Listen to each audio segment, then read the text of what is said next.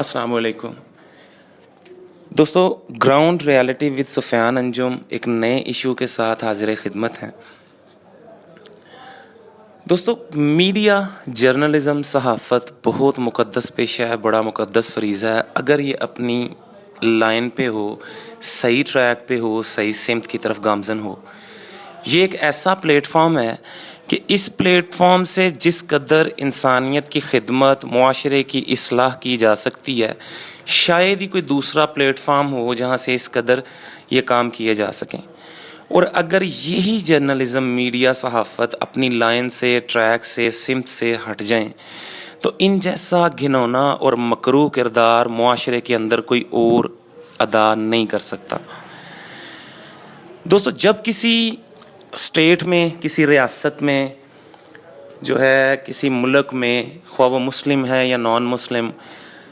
Media बिकता है, journalism और सहाफ़त बिक जाती है, तो सबसे पहला इम्पैक्ट जो उस मुल्क में, उस मुआशरे पर पड़ता है वो ये होता है कि वहाँ से इंसाफ ख़त्म हो जाता है। और जिस मुआशरे में, जिस रियासत में, जिस मुल्क में इंसाफ ख़त्म हो जाए, इंसाफ का फुक़दान हो, वो रियासत कभी भी दुनियावी असबाब और दुनियावी नक्शों की शक्ल में कभी भी तरक्की नहीं कर सकती। ये अल्लाह का ज़ाब्ता है, अल्लाह का बनाया हुआ कानून है, और इसके अंदर अल्लाह पाक मुसलमान और नॉन मुस्लिम की तफरीक नहीं करता। दोस्तों, ये पाकिस्तानी मीडिया की, अगर सहाफ़त की, जर्नलिज़म की, इन नाम नहाद टीवी एंकर्स की अगर हम बात करें, तो ये इस वक्त ऐसा ताकतवर गिरोह और ऐसा माफिया बन चुका है कि हेड ऑफ़ द स्टेट्स जो हैं वो तक इनसे कतराते हैं। देखें, इन एंकर्स की अगर हम पेज की बात करें, आम तौर पे इनकी टीवी चैनल्स के ऊपर पेज जो हैं, तनख्वाह जो है इनकी, वो 20-20, 30-30 लाख, 50 लाख, 60-60 लाख इनकी तनख्वाहें हैं। और वो किस चीज़ की चैनल्स इनको पे करते हैं ये भी हम सब जानते हैं। और इस चीज़ को, इनकी इतनी हैवी पेज को एक साइड पे अगर हम रखें और दूसरी साइड पे हम इनके लाइफस्टाइल को, इनके लिविंग स्टेटस को, इनकी लग्जरीज़ को, अयाशियों को, उनको रखें, तो ये इतनी बड़ी बड़ी तनख्वाहें भी कम पड़ जाती हैं। अब ये सारी लग्जरीज़, ये अयाशियाँ, ये लिविंग स्टेटस, ये किस तरह अफोर्ड करते हैं ये भी हम जानते हैं कि किन किन के पे रोल्स पे ये काम करते हैं, कैसी और किस तरह की ग्रुप बंदियाँ, धड़ेबंदियाँ इन सहाफ़ियों की, इन एंकर्स की, इन चैनल्स की। देखें, पाकिस्तान की अगर हम बात करें तो इस पाकिस्तान का बड़ा अजीब सा निज़ाम है। पाकिस्तान के अंदर हर तबके का, हर फ़र्द का, खा वो किसी भी तबके का हो, किसी रैंक का हो, किसी भी ओहदे पर हो, उसका एहतसाब हो सकता है। जैसे प्रेसिडेंट ऑफ द स्टेट, इसका भी एहतसाब हो सकता है, नज़र आता है। प्राइम मिनिस्टर और वक़्त की गवर्नमेंट्स जो हैं, उनका हर फ़र्द का, हर तबके का एहतसाब हो सकता है। लेकिन कभी आपने सुना है कि किसी मीडिया एंकर का, किसी सहाफ़ी का एहतसाब कि इनके बड़े कलील से वक़्त में, बड़े कलील से अरसे में बनने वाली बड़ी बड़ी प्रॉपर्टीज़ जो हैं, इनके असासाजात जो हैं, इनकी इन्वेस्टमेंट्स जो हैं, उनका एहतसाब शुरू हुआ है? नैब या किसी और इदारे ने इनके ऊपर हाथ डाला है या इनकी पूछगछ शुरू हुई? या कभी भी नहीं सुना कि हर ताकतवर से ताकतवर फ़र्द और पॉलिटिकल पॉइंट ऑफ व्यू से ताकतवर तरीन पार्टीज़ जो हैं, सबका एहतसाब हो सकता है, इनका नहीं। इतना ज़बरदस्त ये ताकतवर ग्रोह और माफिया है। देखें, और इनका पाकिस्तान की हिस्ट्री में रोल क्या रहा है। अगर हम बहुत ज़्यादा पुराने इश्यूज़ ना लें, माजी करीब के इश्यूज़, चंद एक इश्यूज़ हम ले लेते हैं कि मैं ये बताना चाहता हूँ कि इनकी स्ट्रेटजी क्या होती है, ये किस तरीके से काम करते हैं, इनके अल्फाज कैसे बदलते हैं, इनके नज़रियात, इनके पॉइंट ऑफ व्यूज़ ये किस तरह चेंज होते हैं और کیسے ان کے چینج کیے جاتے ہیں. دیکھیں جب کسی خبر کو ہائی لائٹ کرنا ہو معاشرے میں اور عوام کی زبانوں پہ اس کے تذکرے کو لانا ہو تو یہی میڈیا اس خبر کو ہائی لائٹ کرتا ہے. اور جیسے ہی کسی خبر کو دبانا ہو اور عوام کی زبانوں سے اس کے تذکرے کو ختم کرنا ہو تو یہی میڈیا اس ایشو کو پیچھے لے جاتا ہے. کسی پارٹی کو، کسی پروٹیسٹ کو، کسی احتجاج کو، کسی دھرنے کو کامیاب کروانا ہے تو یہی میڈیا سامنے آتا ہے اور اسی میڈیا کی خدمات لی جاتی ہیں. اور کسی دھرنے کو، پروٹیسٹ کو، خواہ وہ کتنا ہی بڑا کیوں نہ ہو، اس کو فلاپ کروانا ہو، ناکام کرنا ہو تو یہی میڈیا میدان میں اترتا ہے. آپ تحریک لبیک کے جلسے کو، ان کے پروٹیسٹ کو لے لیں، اس میں کیا کردار رہا اس میڈیا کا کہ ان اینکرز نے کس طرح سے کریکٹر اسیسینیشن کی مولانا خادم حسین رضوی اور ساری تحریک لبیک یا رسول اللہ کی، اور کس طرح سے کتنی کو کوریج کی انہوں نے اس دھرنے کی. اور اسی طرح آپ اور بھی بے شمار ایشوز ہیں کہ وہ ان ایشوز کے اوپر بات کرنا اس لیے ضروری ہے کہ ان اینکرز کا اینٹی اسٹیٹ ہونا، ان اینکرز کا اینٹی اسلام ہونا یہ کھل کے سامنے نظر آتا ہے اگر ہم کچھ ایشوز کے اندر ان کا کردار دیکھیں جو انہوں نے ادا کیا ہے. میرا جسم میری مرضی جیسا گندا ایشو، اس کے اوپر اس میڈیا کا کردار کیا رہا ہے،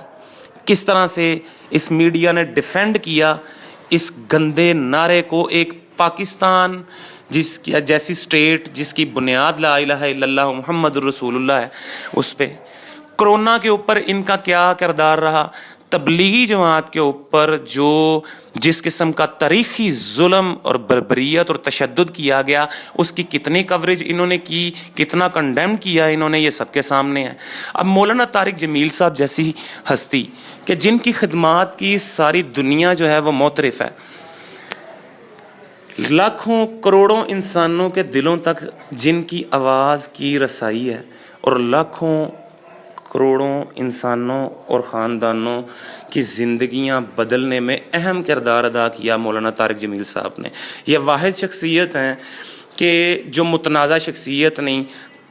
تقریباً تمام پولیٹیکل پارٹیز پاکستان میں ان کی عزت کرتی ہیں، ان کا احترام کرتی ہیں.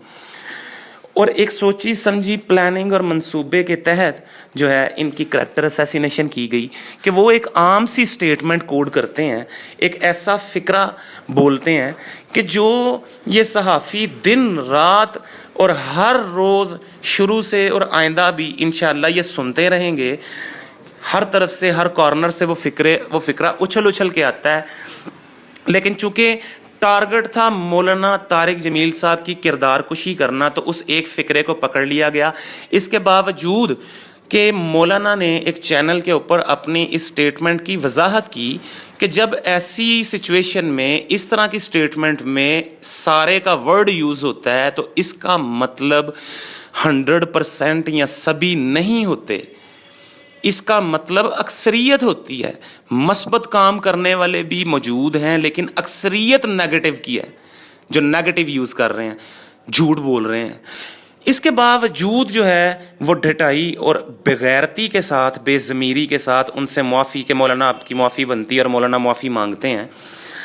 اور ایک اور شو میں ہمارے میڈیا ڈان، اگر کہیں میڈیا مافیا ڈان میر شکیل الرحمان اور ان کے چینل کی متنازع ترین شخصیت حامد میر جو ہیں، کرپٹ ترین صحافی جن کی زبان سے نہ آج تک دینی طبقہ بچا، نہ ہمارے عسکری ادارے اور انٹیلیجنس ایجنسیاں جو ہمیں اپنی جان سے زیادہ عزیز ہیں نہ وہ بچیں، کہ وقتاً فوقتاً یہ کاری ضرب لگاتے رہے پاکستان کے خلاف، پاکستان کے اداروں، معتبر اداروں کے خلاف، کہ وہ بھی پوچھ رہے ہیں، ان سے معافی مانگ رہے ہیں اور مولانا مانگ رہے ہیں. کیا آپ یہ معافی خادم حسین رضوی صاحب سے منگوا سکتے ہیں؟ یا میں اور 2-3 علماء ہیں جن کا میں نام نہیں لینا چاہتا، کیا ان سے منگوا سکتے ہیں؟ انہیں ایک مرتبہ کہیں، وہ آپ کے سر کے بالوں سے پاؤں کے ناخنوں تک آپ کا کچا چٹھا کھول کے رکھ دیں گے. آپ ایک مرتبہ صرف ان سے کسی بھی ایشو پہ ان سے معافی منگوا کے دیکھیں، کہیں تو صحیح. بڑے بڑے ایشوز گزرے ہیں اور سب نے اپنا کردار ادا کیا ہے، لیکن نہیں. پتہ ہے تماشا لگ جائے گا، کافی چیزیں باہر آ جائیں گی۔ دیکھیں پیارے ویورز، ان لوگوں کی جرنلزم، ان لوگوں کی صحافت کو اگر شارٹ ورڈز میں کلیریفائی کرنا ہو، ڈیفائن کرنا ہو، آپ کہہ سکتے ہیں میرا سوال اور جواب بھی میرا۔ یعنی یہ کیا کرتے ہیں،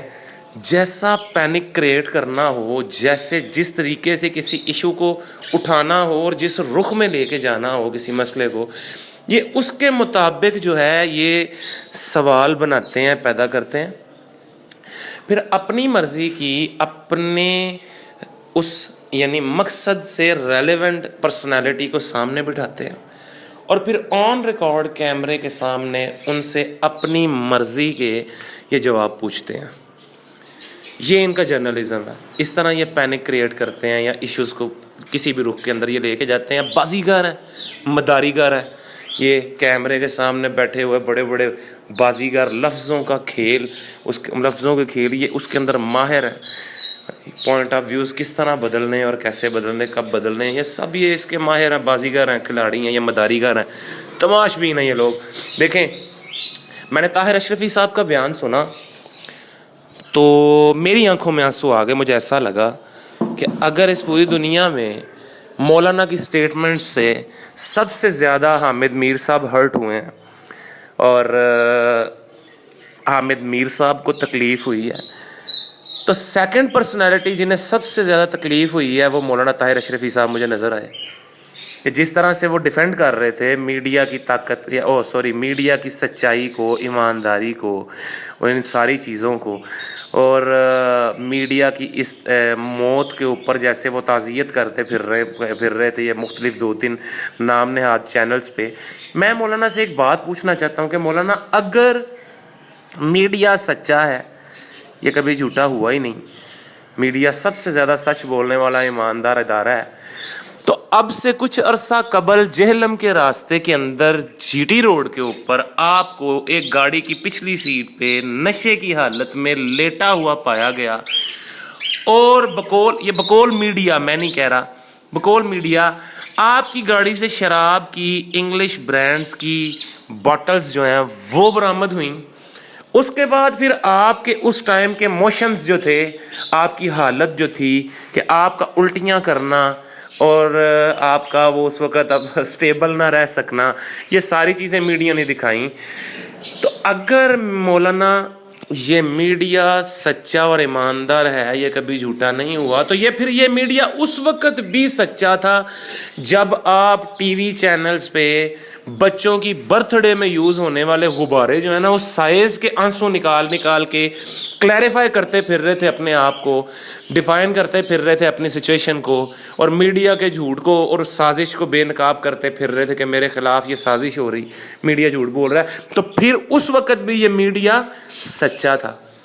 اور اگر مولانا بقول آپ کے اس وقت یہ میڈیا جھوٹا تھا، تو مولانا پھر آج بھی ہو سکتا ہے، آج بھی ہو سکتا ہے۔ افسوس اس چیز کا ہے کہ اس پاکستان میں ہر طبقے کو ہر چیز کو خریدا جا سکتا ہے۔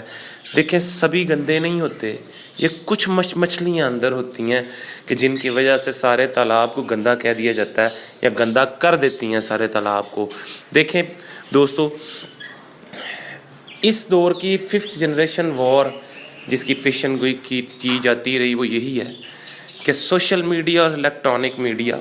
کہ اس کے اوپر یہ وار لڑی جائے گی اور آج لڑی جا رہی ہے۔ اس کے جہاد میں میرا ویڈیو بنا کے اپلوڈ کرنا یہ میرا حصہ ہے۔ آپ لوگوں کا ویڈیو کو دیکھنا، کمنٹ کرنا، چینل سبسکرائب کرنا اور شیئر کرنا ایسی ویڈیوز کو، یہ آپ کا حصہ ہوگا۔ نیکسٹ ویڈیو میں نیو ایشو کے ساتھ پھر ملیں گے۔